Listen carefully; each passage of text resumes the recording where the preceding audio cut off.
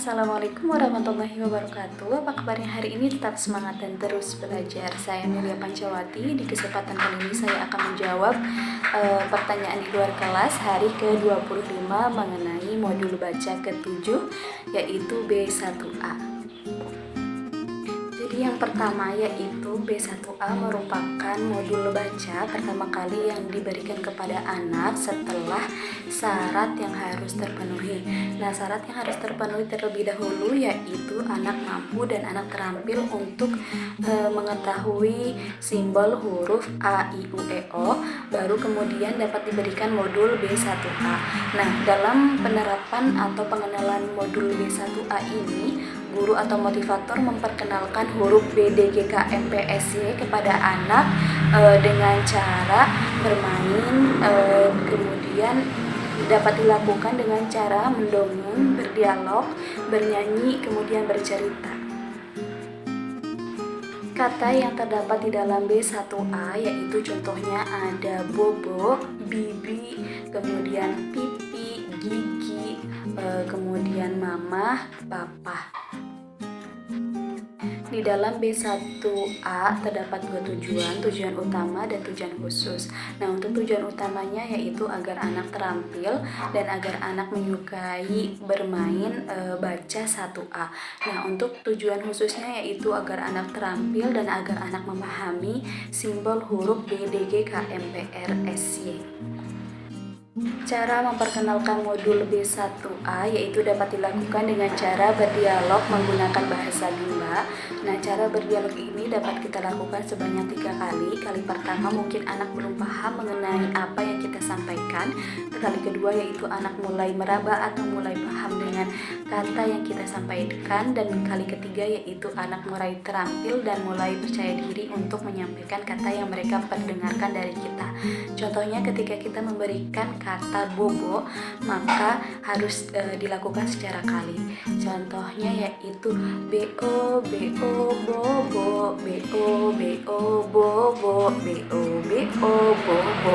Kemudian setelah anak sudah dapat mengatakan kata bobo, maka jangan lupa kita sebagai motivator mengajaknya untuk menarik garis, karena memang di dalam modul B1A yaitu terdapat kegiatan anak menarik garis dari kata bobo ke gambar bobo, dari kata pipi ke gambar pipi, dari kata mama ke gambar mama, seperti itu. Dan jangan lupa setiap 5 menit sekali kita sebagai guru atau motivator harus memberikan reward kepada anak agar anak termotivasi dan agar anak senang dalam melakukan permainan sambil belajar bersama kita. Selain itu, terdapat juga cara dengan bermain, kemudian berdialog, bercerita, dan bernyanyi. Cara mengevaluasi tujuan khusus dan tujuan utamanya yaitu dapat dilakukan dengan cara ketika tujuan utamanya kita dapat melihat ekspresi anak. Ketika ekspresi anak mulai senang dan mulai nyaman dengan kita, berarti tujuan utamanya yaitu sudah tercapai. Nah, untuk tujuan khususnya ketika anak sudah terampil menyebutkan huruf B, D, G, K, M, P, S, Y dalam 1 detik 1 huruf, maka dapat disimpulkan bahwa anak sudah menguasai atau anak sudah memahami huruf tersebut, karena memang patokan atau indikator 1 huruf yaitu 1 detik. Tahap selanjutnya setelah B1A yaitu kita dapat menyampaikan B1B. Nah, jangan lupa syarat sebelum kita menyampaikan B1B harus sudah terpenuhi terlebih dahulu, karena ketika satu syarat saja belum terpenuhi maka B1B belum dapat kita sampaikan kepada anak.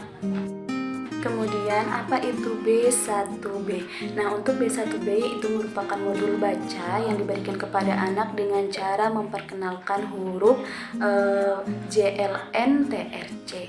Nah, ini dapat dilakukan dengan cara kita berdialog secara Bimba, kemudian bercerita dan bernyanyi ataupun mendongeng.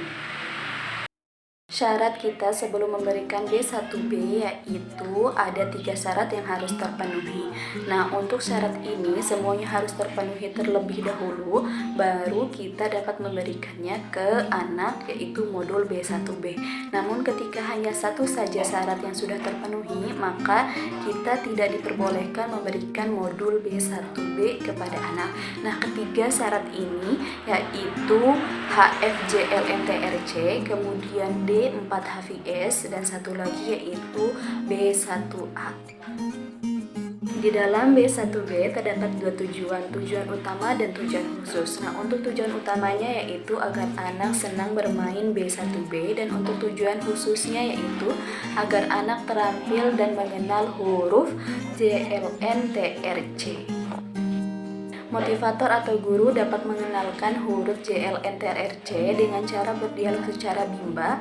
Nah, jangan lupa berdialog secara bimba ini harus dilakukan sebanyak 3 kali untuk pengenalannya, karena kali pertama mungkin anak belum paham dengan kata yang kita sampaikan, kali kedua yaitu anak mulai paham, dan kali ketiga yaitu anak sudah mulai percaya diri untuk menyampaikan kata yang kita perdengarkan kepada anak. Dan jangan lupa setiap 5 menit sekali kita harus memberikan reward kepada anak, karena dengan begitu anak dapat termotivasi dan anak tambah gemar dalam bermain sambil belajar bersama kita. Selain itu dapat juga kita lakukan dengan cara bercerita, berdongeng, dan bernyanyi.